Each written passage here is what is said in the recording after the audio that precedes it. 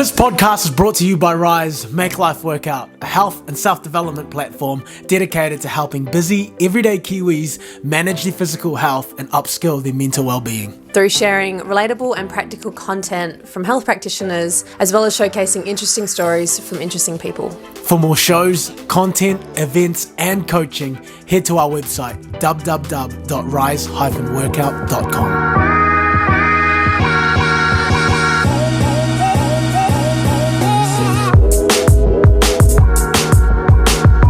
How's it going, everybody? Welcome back to the High Frequency Club podcast. My name is Marwan Solario. And I'm Sinead Bierman. We're here talking all things self-development, growth and mindset. He's one of New Zealand's biggest performers, has been a judge on Dancing with the Stars, and he sells out shows around the country. Today, we've got the pleasure of sitting down with James Luck, aka Elektra Shock. James shares the trade-offs he's had to make over the years to achieve the success he has so far, from loneliness, tall poppy syndrome, and the financial strain of being a creative. Whether you work in the art industry or not, this is a super valuable conversation to hopefully ignite something within you to help you chase your dreams. Let us know your thoughts once you've had a listen, and be sure to follow along at the High Frequency Club on all your favourite audio platforms, as well as Instagram and YouTube. Enjoy the show.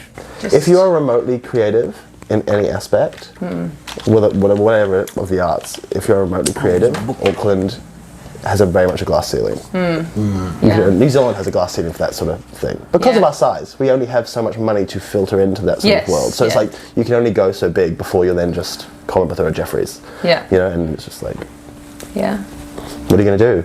Be a comedian and be on every single TV show and that's it? Like, go to Australia. Being in Australia then becomes the same. And then, but I guess with Australia, I'd feel that there's like, to a degree, more competition that makes you have to like kind of really push and work harder at your craft as well. Competition feeds you. You gotta be hungry. Small peeps. But also it's like, if you truly believe that you're that bitch, is that a problem? You know what I mean? Yeah, so like, exactly. I love that. If you have your God complex switched on correctly, you should be sweet. Don't you feel that you would be here a big fish in a small pond? Oh, I absolutely am. But that doesn't always work. We should start rolling. That's not always for the benefit here. New Zealand doesn't like you to succeed massively. They like it to succeed if they feel like I could also do it. But especially in like arts, if it's like dance or talent, or it's like something that is not inherently learnable or whatever it is, you can't. You just that bitch. It becomes that. It becomes, oh, she's so tall, she's so pretty, she's so gorgeous, she's so talented, and they like to knock you down a little bit. It's that tall poppy syndrome thing. We like things to be accessible, approachable, chill.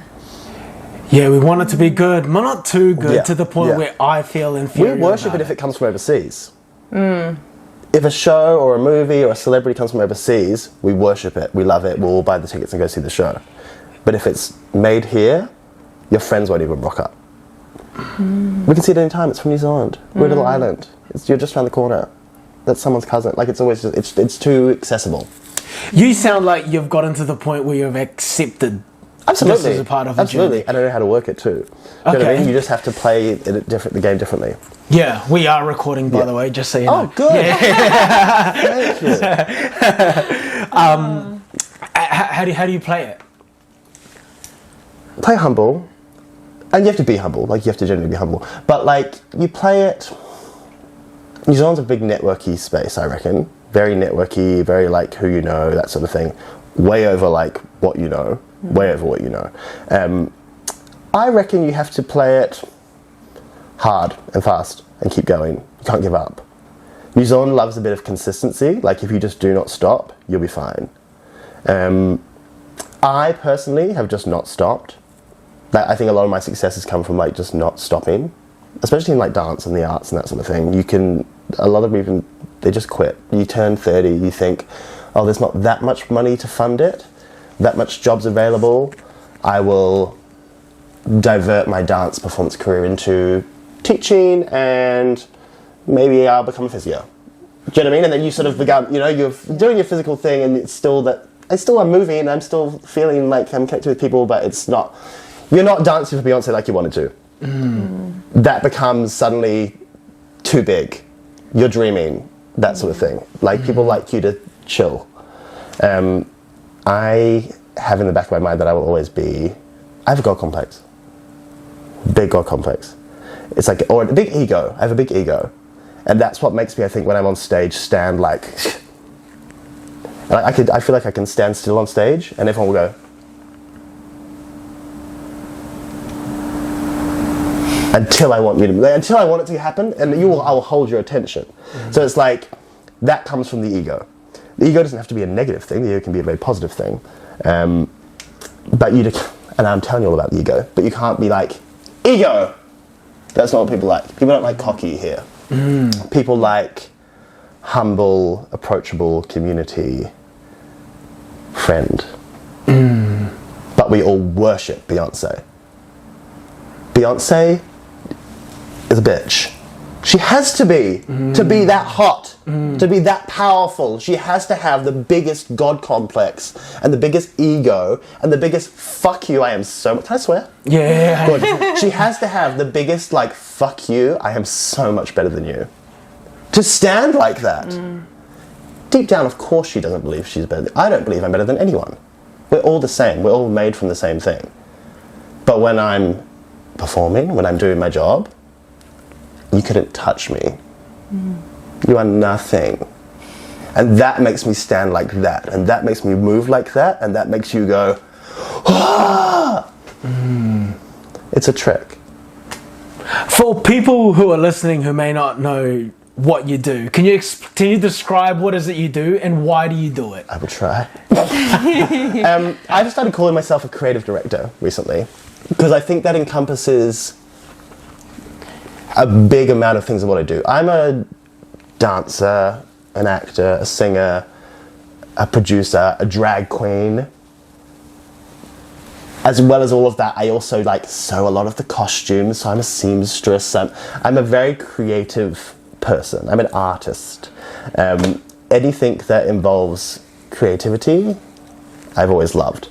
But my big passion and my dream at the moment, because it does always change and move, even in that world, is the directing side of things, the producing, directing, being in charge, being the boss, taking this stuff I have in my head and making it a thing for people to see. And can you take us through your early days that may have influenced all of the decisions that you make today? Yeah, I started like dancing and things when I was about 5. And I was born in the UK. Dad's British, mum's Kiwi. Mum went to the UK, met my dad, had 2 kids. And my neighbour's son was going to do tap dancing classes and was very, very nervous. So my mum said, oh, James will go with you, like, James will be fine. He didn't last like half the class. I was fantastic. And was told I was a natural. And then was asked would I like to sign up for jazz as well and ballet and that sort of stuff. And I was like, absolutely, I wanted to do it. And then I just danced. I always just danced. And I did every single style. And as I got older, I picked up the ballroom and the Latin and the hip hop and all the different things. And I had a very supportive family in that aspect. My dad worked at like the sports centre and was like a instructor and looked after the swimming pools and stuff. My mum, I think, was like a barmaid, and then she worked at the post office, and then she always sewed dog beds. She also made all my dance costumes. Like, it was a very sort of supportive, creative. Dad could build cool props and tree houses, and like, it was very open to do whatever we wanted to do. So I was very lucky in that aspect. When I was about 10, we moved to New Zealand. I don't think I was that keen, because I was like finishing primary school, gonna go to high school. In my dream, I was gonna be in the new Harry Potter movies that were coming out. Like, I was that kid. I wanted to go to like this performing arts school in the UK sort of thing. But we moved to New Zealand. That was fine. And I was always gonna leave. In my head the whole time. We moved to Invercargill, which probably didn't help. But I was like, I need to leave. I've got here, we've come to this small little island. It's fine, it's beautiful, my mum's from here. It's pretty, we can ride our bikes till 10 o'clock at night, it's safe. But I need to leave. I hated school. Went to Southland Boys High School. I went to Southland High School because I was getting in trouble with the girls at primary school as well. I was a bitch. I was a nasty girl. I was a nasty little girl. And so I went to Southland Boys, which was great because I was the lead in all the productions and I was like the school's theatre, thing. And And then when I was 16, I auditioned for a school in Australia, which is like a full-time dance school, which is sort of like your stepping stone into the performing arts industry. So I was like 16, 17 when I moved to Australia on my own. Much to my mother's there was a school in Auckland that did a similar thing. They were like, why don't you go to one in Auckland? And I was like, no, I want to go to Sydney. And I wanted to go to Sydney because, again, we've talked about it before, like the bigger the sort of pool of the talent, the work with the best, you're going to be the best sort of thing. So I did that. Also did it because I was gay and I wanted to go and be free, fabulous and gay. And I was very free and fabulous. And that was where I sort of came into my own. So I was like, right, that was where I sort of learned that if you're going to do this, full-time is a very savage and intense, year. It's not, I think, like any other sort of university training or training course at all. I can't compare it to anything. It's cutthroat and kind of abusive and self-abusive, but also the teachers are crazy hard on you. You're hurting yourself and injuring yourself and being told, well, that's going to be your life, so just suck it. It's just not. You're too skinny, you're too fat, you're too this, you're too tall, you're too short. It teaches you, it's like initiation by fire. You have to learn that the world is not going to do this for you. You have to do it for yourself. And there's thousands of you that think you can do it. You have to get that mentality that you will never give up and be the best. And that's where I learned that. So I didn't necessarily make a lot of friends because I really took that on board. I really took on that I'm better than everybody else. I need to focus. I need to get the shit done. And so I did. I finished full-time. I was in the center of all the grad shows. I had a solo song. I did that shit. And then I left, and then you finish that sort of course, and you're literally just thrown out, and then you are very much on your own. So the fuck up was, I didn't make any friends. So I'm on my own, what am I gonna do? Where's my job? Best scenes is that I was a boy. There was 30 girls and 4 boys in my course. So then the dance and entertainment industry, penis points, 100%. But I got a call up for my first job from a friend I'd worked with years ago who was working in Turkey, and a few weeks after I'd finished grad, flew to Turkey to work, and then it just never stopped. So I always wanted to be a performer. When I think my first job, when they say what do you want to be when you grow up, I said I wanted to be a clown, and now I wear makeup and wigs and sort of make people laugh. So it sort of happened. I wanted to be a surgeon at one point, but only because I'd watched Grey's Anatomy. Do you know what I mean? It was. I wanted to perform. I wanted to be a performer, and I've always just done what I've wanted. I was very lucky to my parents just let me do what I wanted. Yeah, there was no trauma. Do you know what I mean? It's quite a privileged little performer showgirl story. The saddest thing about it is that from when I was 16, I was on my own. I lived out of a suitcase from there till I was about 22, until I came back to New Zealand because I was I don't have any friends. I never had a school ball. I never Do you think that had any influence on you, positively or negatively? Or do you think you kind of thrived in that situation of being I've got to make it, I'm by myself and I've got to make it? Waves though. It goes in waves. Sometimes it's incredible. Right now, it's actually incredible. As I've come into my 30s and you're sort of going through all that sort of change of life and relationships and that sort of stuff, it's being understanding that you can survive on your own and that really you are on your own, and what you bring into other people as a choice and that sort of thing is a great thing. It's helping me thrive and helping me take my next steps and what I want to do with my career and stuff. But in your 20s, fucked up. In my 20s, it was really, really hard because I just found especially when I moved back to Auckland, moved to Auckland. Everyone had their friends from high school, or their friends from and so slotting into friend groups that are already established, or people that have history, and even in an environment is difficult. Auckland is not my home. So when I've had, although I call it home, when I've had shitty situations that have gone down, my parents aren't here. You can't go home. I haven't been able to go home since I was 16. Wow. Which is kind of scary. Yeah. So you're just on your own. Yeah, I was actually gonna ask how you know, the trade-off of being so driven while you're at performing arts schools is that you got after what you wanted and you got what you wanted, but also you had no friends. I was going to ask, did you feel lonely? Yes. I still feel very lonely all the time. That's my like biggest thing, is I'm a very lonely person. Ooh, see, like, that's my cough, not my emotions. No, I'm quite a lonely person. But I don't think I do well otherwise. I'm a soloist. I have a beautiful partner, I love my partner. Like, it's not like I'm alone, I have friends. But like, I don't think anyone thinks like me. I don't think anyone sees the show that I see in my head. You can't do what I do in my head. I have to do that. That's what I'm here to do and here to show you. So it's hard for me to relate when I know you can never see it. Ego. Has Not anyone, complex. Like, it's, you know, it's like, has anyone ever seen a part of it where you're like, you get me? in collaboration, yes. So like, different elements. For example, if there's someone, I think I'm an expert in like the directing, the overall creative vision. That doesn't mean that I'm an expert in all the aspects that are involved in creating that task.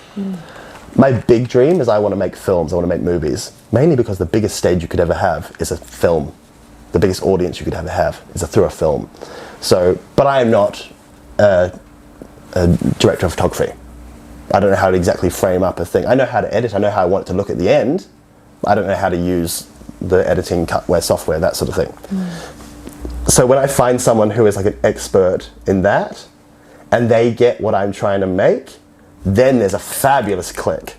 I can say, like, I feel like I kind of want this and that, and then twist the thing, they go, like, oh, it's sort of like this. Then they can see it. That's when I find someone who can understand what I'm trying to say in my weird babble. That is the closest I can get to it. But until it's the end product, normally no one gets it. Even the show we're working on right now, you can see it when the cast are like, what? I said, don't worry about what you do not know, just worry about what I have given you and what you can know for now, and work on that. Because in the end, it's going to be something bigger than you. How do you reconcile the ego, the God complex when it comes to collaboration? Because obviously, maybe if me and you're working together, I'm like, James, let's try this. You're like, No. yeah, no. No. At what point can the other creative pitch in? No. Yeah. Something I've learned, and it's not that I wouldn't. This is not to say I don't compromise, and it's not to say I don't think. If you want excellence, you have to be willing to be unwavering in your commitment to get that. If I know this is the best choice because I truly believe it, whether that is, and belief is not fact, but whether I truly believe this is what this needs to be. The light has to be blue. I don't know, I think green might look, but it has to be blue. I can explain why, because this, because that, the costume won't look right on this, and I know that what's happening next is going to be green, so it would look weird if we had green and then green. You don't need to know, whatever. It has to be blue. Because my vision is the vision. So there's an aspect of like, is it so important? Sure, if you want green, it's best to save your feelings that we make it green. Sure, it can be green. But usually, you have to get comfortable as a director being the hard ass. Because a lot of the time as well, if you're working with various elements of like hiring a theatre or hiring staff, everyone will only work like, what's the saying? It's like people's, your 100% is someone else's 80. It's also my vision and dream, so you're not going to work as hard on it as if it was your vision and dream. So you have to like accept that 80% of work, but if the one thing I can be honest, it's going to be blue, it's going to be blue. Because I already know that you're going to fuck up the fact that you're going to stand on stage late anyway. Because your 80 is not my 100. So you're going to be in a blue light. So you just sort of have to be comfortable being a bit of a dick. Not a dick, like, but being confident in the decision and sticking to your guns. And if that means they walk away and go, oh, wouldn't even let me make it green. Sorry, but in the end, there's going to be 100,000 people watching it who are going to go, oh, that's gorgeous. Because I was solid with the fact that it's going to be a blue light. Do you take that into account when you're hiring actors or performers? Like, yes, they've got the skill, they've got the talent, but are you also thinking about, is this person workable? Is this person coachable? Yeah, yeah. A lot of times somebody can be like very, very talented, but if you can't work with them, you're not going to do a good show. They're not going to listen to your direction. And that doesn't mean... I would rather... You do collaborate with an artist as well, because they have to bring their element to the performance. That's why you've hired them a lot of the time. But if they want your job, then go do my job. Do you know what I mean? Like there's a I'm here to do one thing, you're here to do another. I'm directing, you're acting. I'm telling you what to do. I'm telling you what to do. With the skills you're bringing, I'm moulding what you've got. Do you know what I mean? It is a balance. I don't want it to sound like I'm an absolute arsehole being like, it's my way or the highway. That's not true. Because a lot of the time, what you're offering excites me and will change my decision. Do you know what I mean? It's not that. It's that a lot of time, it's sometimes if I know it's right, it's right. Yeah. It's contextual, right? It's contextual, yeah. And a lot of time it's like that respect thing. It's like, it's if you don't respect that I see something that you don't, because that's what I'm here to do, then it's hard to work with someone. If you truly believe that light is meant to be green, you're not meant for this show. I think this is refreshing because I think particularly in New Zealand and maybe elsewhere, we have a lot of people pleasers where people naturally can kind of sway based on the people around them or whatnot, but it sounds like you've probably never been. No, I'd rather look after those people. I'd rather like be a people pleaser in the sense that I'll make sure you're paid, I'll make sure that you're safe, I'll make sure that all those things that that you're equally getting like fucking rights and stuff. I'd rather that be the thing than you not being challenged in your art or being challenged in the way you work. I'm a bit of a... I have a vision. I love it. How did you come up with the idea of Elektra Shock? What's the origin story of Elektra Shock? The drag. Where did she come from? Well, actually, no. I remember where she came from. I had just moved to Auckland and I was doing like various dance gigs and I was a go-go boy at an underwear party on Karud. And I was in like tiny little briefs and like a pair of red stilettos. I love that you're writing this down, drawing a picture of me in red stilettos. I was like dancing as like a little go-go boy. And a drag queen at the club came up to me and saw how, because I was dancing well in heels, because I knew how to work. And I think she said like, oh, would you ever do drag? And I said, is it paid? And she said, well, we can talk about that. And I was like, okay, yeah, sure. And I looked shocking the first time in drag. Holy shit. I looked so bad. But it was a performance. It's a performance skill. It's also like you're the center of the attention, so it's right up my alley.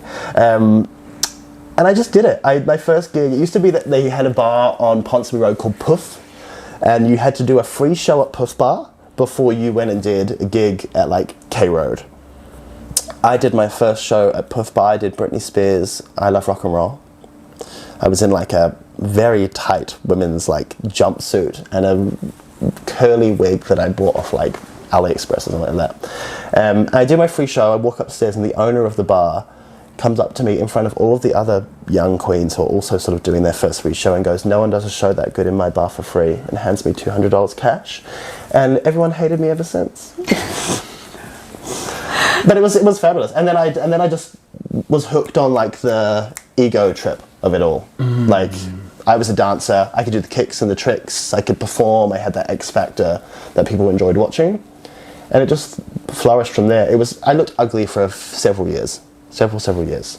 Drag is not what it is now. Drag was not then what it is now. Now it's full glamazon, RuPaul, televised, good lighting, like there's a whole industry around it. There's conventions. Back then, we got bottles thrown at us as we were walking to the club to do gigs, and you wouldn't tell people that you did drag, you wouldn't tell boys that you were dating that you did drag because it wasn't sexy or cool. Now it's very trendy and cool, and I have however many followers. It was not the thing to do. You did it because it was like edgy and cool and like a bit punk and a little bit like fuck the system. Now it's like glamorous industry, she's a diva. You enjoyed the performing aspect before it became cool, is that right? Yeah. Now everyone is a drag queen, which I don't hate, but it's great, it's cool. I'd rather it be accepted than be bottled. But like it was harder to do then, I reckon. Now it's much more accessible. Now it's harder in a different way. Now it's harder because there's competition. There's a lot more competition. What do you think a lot of people do not know about Elektra Shock that they should know? I mean, I was thinking about this and I'm like, there's not a lot that I'm not open about, really. I think more the fact that I don't like a lot of drag to watch. I don't find a lot of other drag queens entertaining. But I think that's in general with entertainment. I'm very hard to please because in my head I could watch anything and go, that's not how I do it. Do you know what I mean? Even like I'd like to see it done like this or film is very different. When I watch a lot of film, I can genuinely enjoy film because they've got the money and the budget to make their vision what they wanted. A lot of stage stuff I see or live entertainment I see, sound wasn't really good, was it? Or I see their bra strap in the back of their costume there popping out. I just notice flaws. So I guess, yeah, probably that, like, I don't like drag shows. I hate drag shows at bars, especially now. It'd be a very rare occasion that I go watch a drag queen at a bar in Auckland and find it entertaining. There's not a lot of talented drag queens in Auckland. There are a lot of drag queens in Auckland, but I'm sure they all know that I don't necessarily find you entertaining. There are people that I like. Doesn't mean I don't like them. Lovely people. But I am very much with entertainment, that entertainment should be entertaining and not necessarily a project of self-expression. Interesting. You can do a project, like I can express myself through my art and that sort of thing, but I don't necessarily want to watch you cry in your bedroom on stage. I don't want to pay $20 to watch you do a thing that is you singing to yourself in your bedroom because you feel it. I want to see you put on a show for people.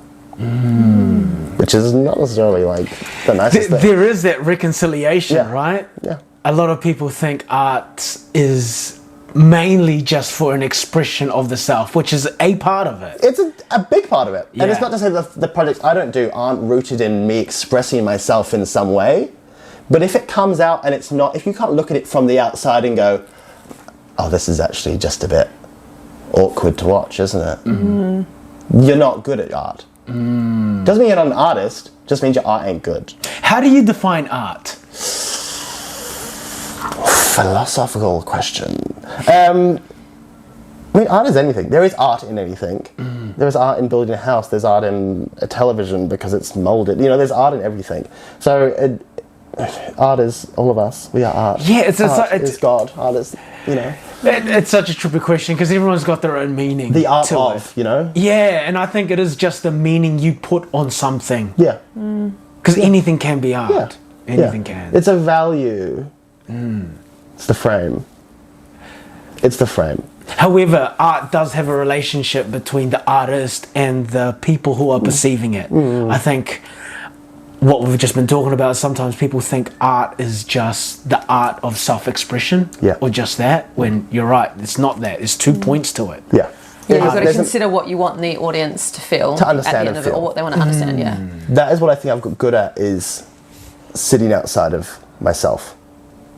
When I'm on stage, I know how to make, even if you think of it as a room of people, I know, but what I do here, how it can affect the person over there, specifically. Not that how it's going to hit that person over there will see this side of me, they're going to see this hand, and they're going to see a certain thing I do differently than the person sitting over here.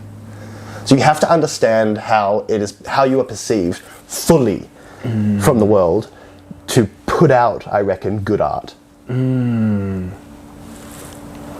mentioned like 5 minutes back that when you first got the opportunity to do a drag, one of your first questions was, is it paid? Absolutely. And I think a lot of people, artists or not, they struggle to get to that point where they ask for the business. They ask for the money. You must ask for money. Yeah, where people are like, you know what? The opportunity is good for now. I'll ask for the money later. And then they get into this vicious cycle. Sweet, you want another opportunity? Come have another opportunity. Let me give you more opportunity to pay your rent. You know, they get into this vicious cycle of just never being paid what they're worth. Yes.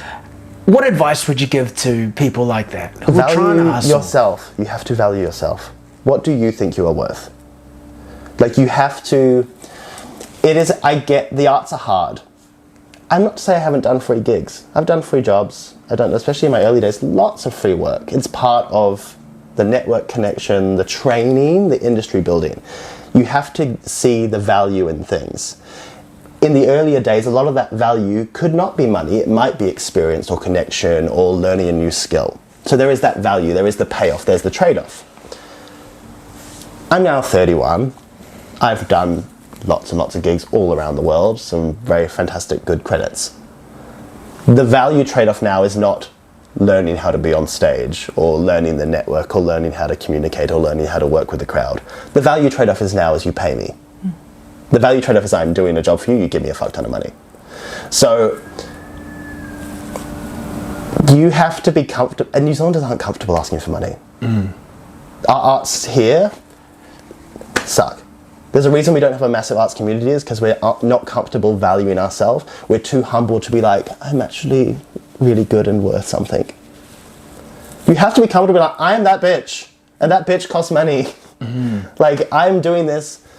Like, you're getting something out of this. You're spending the evening watching me on stage. You just got an evening of entertainment.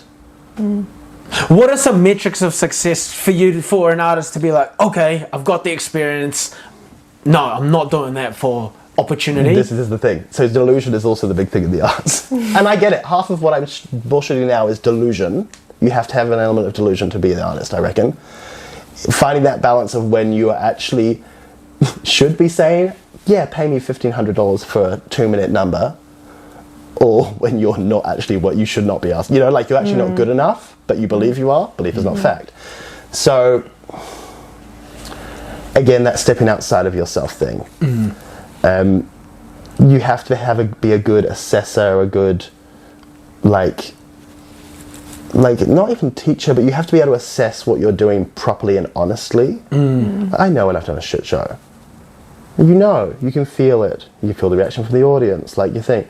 So, like, you have to be honest with yourself about what you're worth, as well as knowing that you have worth. I think also putting yourself in a position to get feedback helps. Absolutely. Whether it's being an artist or even a personal trainer. Yeah. Sometimes I'm like, fuck, should I really charge $100 for the session? Yeah. Let's just give it a shot. If they say no, at least I know the value that I presented is not actually valuable. But at least I know that now. But if they say yes, oh shit, that's a minimum standard now. So you gotta put yourself out. And also comes with experience. Like, if you've done multiple shows and you know that, like, I've done shows that have been $500 for the hour, or I've done whatever it is, like, then when you've got more and more, you know that I'm worth at least this, because that's what I've been paid for other equivalent work. But if you're someone that maybe doesn't have that much experience, and you're just like, I've heard someone else got paid $2,000 for that, so I'm going to ask for $2,000. But it's like, you've actually, there's a reason that person got paid that much. With what I'm doing, there's elements of, like, now I have a following and a sort of, like, celebrity element.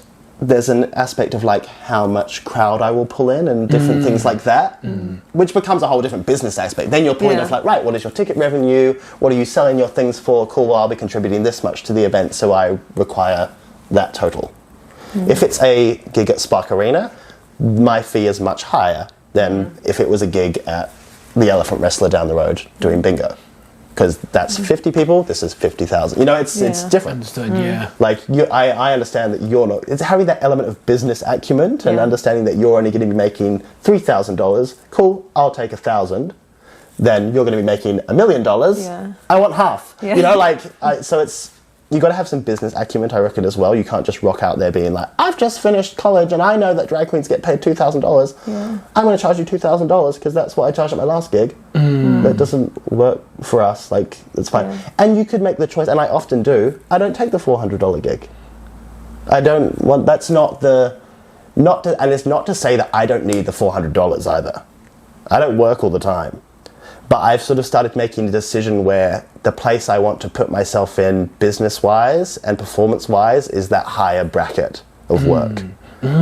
What was, take us through the thought process of that, because I think with a lot of artists, they're in that starvation mindset. I'll take the 400.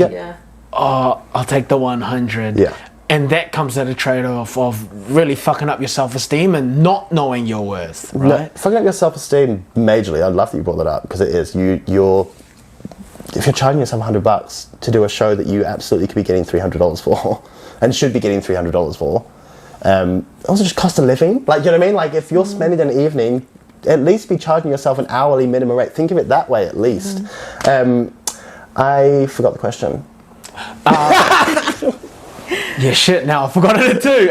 What was it? Your mindset of how you got to that point of not saying yes to the to the lower price gigs. Yeah, because now you're saying no to a lot of things as well, right? So what you're doing right now is an investment into your brand in the future. Yeah, sort of. Because now I'm at the point where it's quite known when I do a gig. Yeah. Different before when I was young and early and hustling. It doesn't necessarily matter what gig I did because I was doing it for the exposure and the money. Now it's a matter of if I'm seen to do that gig for $200 because that's what they had, I'd be expected to do that gig for $200 even though they have the money to pay me what I should be paid, which should be maybe $1,000. Yeah. So it's an element of that, and an element of thinking of how it is perceived. How you are framing the product that you're selling. This is my thing is design the product. I used to do it when I was teaching a lot, like think of yourself as a toaster and what does your toaster do and how are you marketing that toaster. A lot of value we put on things is the frame of it. And if you think of like an art gallery, like art gallery, frame, lots of space around it. Ooh, value, expensive.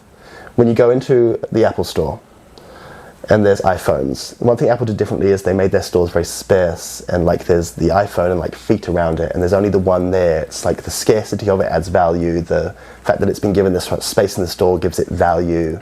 You know, it's not hundreds of phones on a rack and the thing you pick off. It's not a commodity. It's not, you know, it's rare. So it can be $2,000. The way we frame a product gives its value more so much than necessarily what the product is. There are wonderful, talented drag queens. There are probably drag queens that don't have the following and the success that I have that are just as talented and successful, but they haven't framed themselves in a way that give them value. Wow, that's awesome. The power of optics. Absolutely, and that I think applies to anything in business. Agree. Like PT or whatever, you know, it's like how you frame your product is how much money you're going to make. When it comes to knowing what your worth is, you've got to have a pretty high level of self-confidence, right? Yes, on the outside.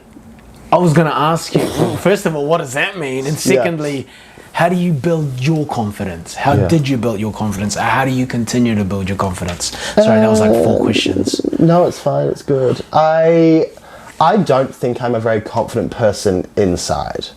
I'm very insecure, very like overthinky. After this, I will drive home and go, oh, I said this and I said that wrong and I should overthink this. And I wonder if they think I'm a dick because I probably came across like very egotistical and I'm probably a bit of a dick. And I know how handsome I am, so like that, maybe you come across even more of a dick and my mustache is so good.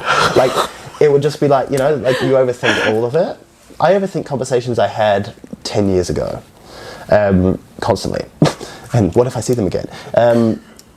So inside, and I think we all are, we're all very self-conscious, we're all just making it up as we go along and trying to figure out the world. But you do have that old saying of like fake it till you make it sort of thing.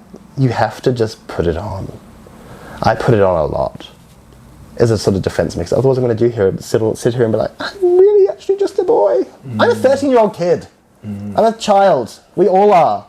And what, suddenly you just wake up and you got to pay bills. You got to live, you got to drive, you got to rent, you got to get pulled over, you got to, you know, do something, grown up, get pregnant. You know what I mean? No one there's no manual. There is no manual to life. So you just have to fake it and hope that we're all just faking it, right? Like, you know, like, I don't know, like, I know what you mean. You just got to make the best decision based on the available data you have and evidence you have. And if you don't have evidence for what's in front of you, we'll just learn from the people in front of us. But I do a lot of like hibernating. I do like to hibernate, especially because with like performing and stuff, it is very energy out, energy out, energy out. Especially if I'm working on a show, which is a very like intense, full-on time commitment. It's a lot of coaching and a lot of pulling this out of people and a lot of showing you how to. So it's a lot of energy out. So I do often just disappear for days and just stay at home and usually work on something creative. I'll maybe go into like different elements of it. Like I'll spend time sewing, very sort of meditative, sort of repetitive, sort of rhinestone in something where I can just sort of zone out, focus on breathing, that sort of stuff. That often is quite helpful for me. But I do just bullshit the world. Bullshit. Do you feel you get imposter syndrome much, if at all? No. No? I don't think I get imposter syndrome. I felt it in spaces that's normally a sign that I'm not meant to be somewhere. If I'm feeling like an imposter, I genuinely like, actually this is not the space I'm meant to be in. And it took me a long time to realize that and recognize that, like right up to late 20s, to be like, oh, that feeling of imposter syndrome is actually just a sign from the universe to be like, this is not for you. If you don't feel right, you're probably like, you're getting the facts right. Get to where you're meant to be. Yeah. I've started following joy. Do you know what I mean? Like, and then I'm just happy and thingy. And if people don't like it, they don't need to be around. Like, it's just, Because a lot of people feel imposter syndrome when they're trying to push themselves outside of the comfort zone. Yeah. They're saying you're always quite comfortable pushing yourself. You're made the uncomfortable comfortable. Yeah. Yeah. And I just make it, I'd rather, like, I think more people are uncomfortable around me than I am around them. I'm this loudness, the comedy, the swearing, the crassness, the sass. This is a great little defense mechanism. I don't go home and walk around my house going, yes, bitch. Do you know what I mean? Like, I don't do this at home. I don't even sit like this at home. But in front of people, it's entertaining, it's engaging, it can be charming, it's sort of like, it's charismatic, it's electric, it's work. Do you know what I mean? It's what you switch on, which we all do. That's drag, though. Everyone has their drag. You do it when you PT and when you coach, 100%. and when you give speeches at Run for Auckland. 100%. That is authentic, but it is a highlighted. It's not a fake thing, but it's something you are doing to engage something in someone else, to pull something out of other people. Yeah. You have a voice. I wouldn't say the real Marwan is more introverted than what people think. I think so many of us, especially in like the group fitness instructor space, so many of us that members or participants assume we're all such extroverted, outgoing people that we're like this 24/7, and most of us were like, no, we identify as like an introvert, and when I'm here, I'm home and quiet and chill, so that when I come here, I'm able to turn it on and be that outgoing, bubbly person and engaging with all of you. And a lot of that time, I reckon, where we are internally is like research. I call it research time. And it's not that you're methodically researching, looking something up, but you are spending time in your head, in your brain, creating, finding those ideas, finding that inspiration, drawing from those memories and those things that you've seen out in the world, so that when you get to those opportunities to put it out, you have it loaded. So true. Yeah, that's what I think of all creative people. Anyone who is extrovert is really a very, very introvert, emotional person. You got this dance. But you do. You have this big, like, you turn it on. It's great. Yes, it's crack up sometimes when Shanae walks into the bathroom. I'm rehearsing in my own head. Not for anything in specifically all the time, but for when that occasion comes. I'm ready. I'm drawing from my memories and what I would do in this certain scenario. And how I would want to feel and what I want other people to feel. I'll come into the bathroom, ask a question, he's just zoned out, and I'm like, hello, and then he'll just, oh, sorry, I was rehearsing. I'm like, oh, yep, all good. It's interesting to say rehearsing, because it's probably sort of like you're sort of engaging emotion. You're going through a emotional state. You're sort of practicing or feeling the passion in yourself in a way that, how do I express this to bring it out of other people? So it's you're going through your feelings. You know, like you're sitting in the bathroom. I do it in the shower a lot. I'll play the song I want to listen. I won't dance in the shower, but in my head I am fully doing a show, so that I know when I go into rehearsal, right, I want this. I've never done the moves before, but I know in my head this is the feeling, the passion, the emotion, and how I'm going to say it to you. My biggest working at the moment is trying to articulate my words properly, so then I can make that impact, because I can feel it within myself. Let's take the Run for Auckland speeches, for example. I know what I want them to feel. I know what I feel. It's just trying to learn to articulate myself better. It's not even what you say, it's how you say it. And that's what comes across with you, especially when you're speaking, is the passion comes through in a very genuine, non-fake way that's what people feel. You could be saying the freaking menu from KFC. In the way you say it, you would feel very passionate about KFC. Yeah, that's such great It is not the words. There are no new words. I mean, there are. But, like, there are no, like, there's nothing...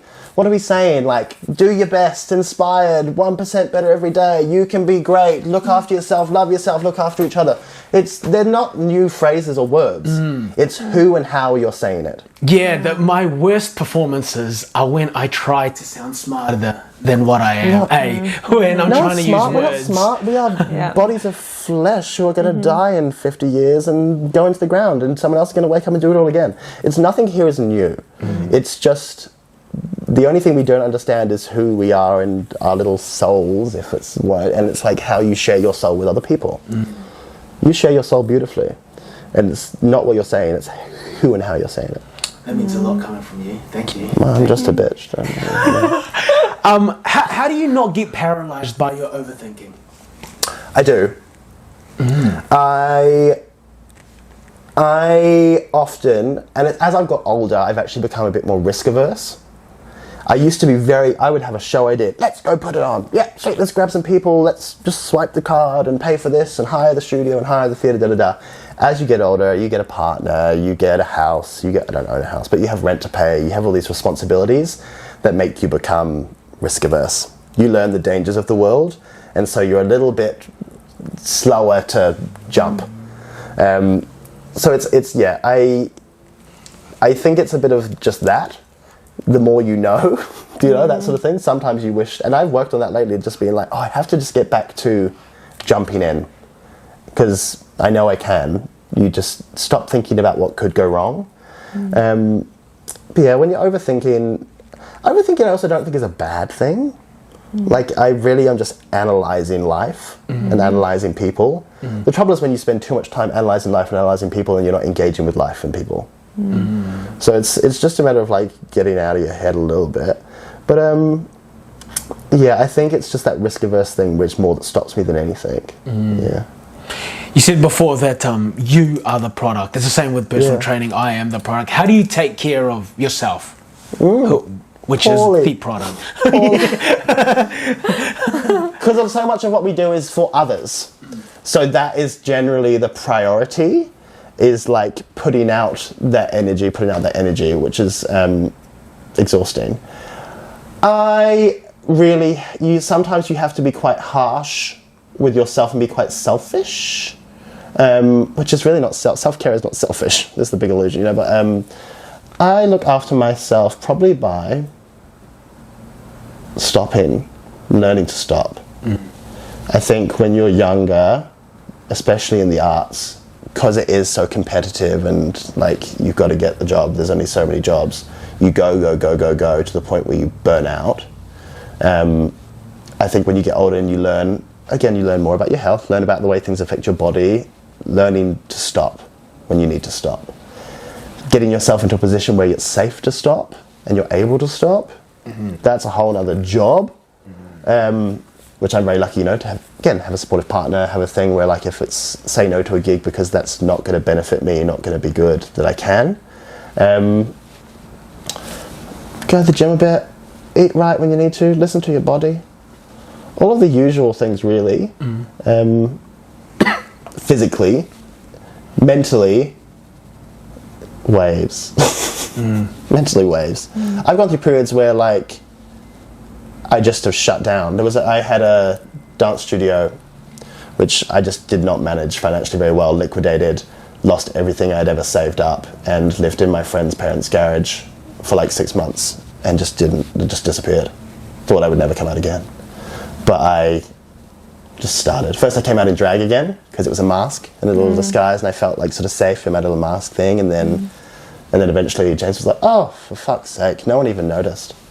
No one cares what we're doing. No one cares. No one really thinks about you as much as you think about yourself, or how much you think everyone thinks about you. No one thinks about you.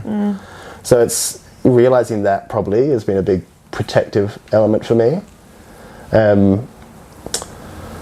Yeah, as best I can. Look after myself as best I can. Yeah, that's what I tell people who are intimidated by the gym, because they're afraid of what other people think about them. And I tell them, nah, they're actually thinking about how you are perceiving things. Yeah. Also, the idea that like you're not going to have bad days. You can't go through life with this like textbook on paper plan of how to be happy. It's not going to happen. There are outside elements that will affect you. Like, it's fine to be down. It's fine to have a shit day. It's fine to not be the best coach that day or be the best teacher that day. Like, because chances are 90% out of 100, you're a fantastic person and a fantastic teacher and a fantastic coach. The human reality is that you cannot be 100% all the time. It's just not going to work. Yeah. How do you think the New Zealand arts industry could be improved? If you had the control, you had the power to change it, how do you think it could be improved? Money! I think we have a big funding problem here. So there's arts funding in New Zealand. There's not money in the arts here. It's that the money is used to prop up the arts as opposed to creating industry and systems that create success. So, for example, a company will be given some funding to produce a show. They will use that money to pay their casts and make sure everyone's paid and pay for everything and and not make enough money to put on their next show independently. So they rely on that funding for the show to even exist, whereas I think funding should be given or to set up success long term. I would like to be given 20 grand of funding so that I can set up businesses, systems, space, whatever it is, that means I can self-produce myself for a long career. As opposed to every year, the same company is being given funding that props up their company. It's like a business being like held up by the thing. It's not actually a successful business if someone else is constantly topping you up. So it can happen. The arts are sort of treated like that because there are this creative element, there's this sort of patronage of like, we want to see it because it's fun. It doesn't recognize its business like opportunity. Fund it like business. You invest in a business, you get paid out, and then that business thrives and goes and makes its own $1 million. That's what I think it should be treated as. There should be more maybe like business training to dance company owners, to dance producers and things like that.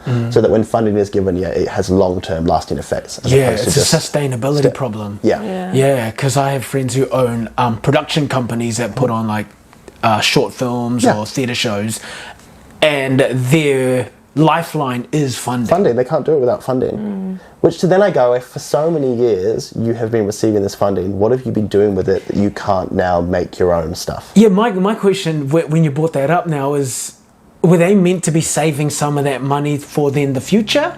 Or I don't think it's saving. I think it's a matter of like where they're putting it. Like it should be invested in, whether it's the gear so you don't have to rent that gear, or whether it's a lot of the time funding is given though in this country to pay the artist. So a lot of time people will only receive funding to pay the dancer. So that money has to go. There's stipulation to the way funding is used. So it's not actually helping the company get anywhere forward. It's just helping you do the thing and then that's it. That's a lot of problem. There's a lot of stipulation around the way funding money is used. Right, you just can't be given 20 grand and here you go, and make sure you put on the show. It's not like being given a bank loan, which is how you want. Which is really what it should be. Yeah. We like what you're doing. We want to give you funding to support it. Of course, you want to know how you're going to use it. And a lot of time that is because to support the artists, pay the people, and they like that. It should be, I'm doing it to set up my business for long term, and then it's that funding as an investment into the business. Yeah, true. I was going to say something and then I had a mind blank. No, but it's sustainability, like you said. That's right. They ask for reports. Yeah. That's right. Yeah. And you have to be quite diligent with your reports and saying where every single dollar goes. Yeah. We struggle with our productions to get funding, and a lot of the time it's because when we're denied funding, I still put the show on and make it happen. So really, we don't need the funding. The funding would help me because the funding would help us get ahead to make a profit, to make a bigger show next time, and that's then going to build business. That's the way I use funding or money when we're given it, is we build core structures and systems that make us more successful. as opposed to using it on something flippant to make that one element better, or just buying a cool light or whatever it is. That I think makes sustainability. But if you can do it without the funding, you're not going to get the funding. A lot of companies say they won't exist without funding, so they're given it to help them survive, as opposed to thrive. You've done heaps of interviews and podcasts and stuff before. What's something, bro, that you wish someone had asked you and you wanted to share? Oh, God. I don't know. A big secret. That you wanted to share? Doesn't have to be a secret. It could just be a super interesting fact about you know what? Maybe there's a pattern. Every time you, after an interview, you get in your car and you're like, I wish I Oh, absolutely. I'll get up there and I'll be like, I wish I'd said this. That would have been so inspiring. We'll put that quote here. And you know what? It's not even something, and I have shared it before, but it's something my dad said to me. When I was 17 in Sydney, I was flatting with these people. I was not like on the lease. They got kicked out of the flat because one of the girls stole all the rent money, and we had to pack our bags and get out that afternoon. And I had nowhere to stay, hadn't got any friends to call up, couldn't get into like the school because it was shut for the weekend, so I slept in the park. And I, with my suitcases like wrapped between my legs sort of thing, and like waited to go to school on Monday to sort it out. And I rang my dad at home instead of telling the situation. And they were like, they didn't have money. We were very poor at the time. Like they couldn't send me money to get into a hotel or whatever it was.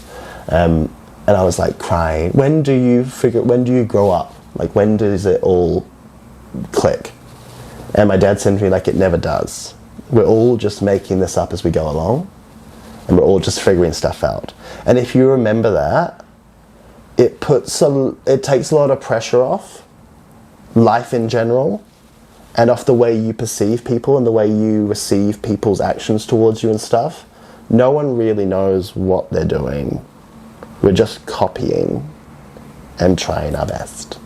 So I think that's like a cute thing to always have in your mind.